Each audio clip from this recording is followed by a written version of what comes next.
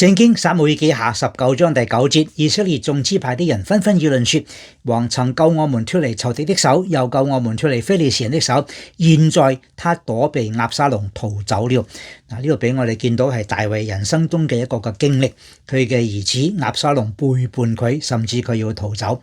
我哋體會到大衛犯罪，佢認罪悔改，神赦免佢，但係佢後來嘅人生個裏邊，竟然要面對佢兒子押沙龍嘅呢個嘅背叛。求主幫助我哋體會到一件事：我哋犯罪認罪悔改，神會赦免，但要記得罪有佢嘅 consequence， 有佢嘅結果，有佢嘅嗰個隱而帶嚟嘅嗰個嘅影響力。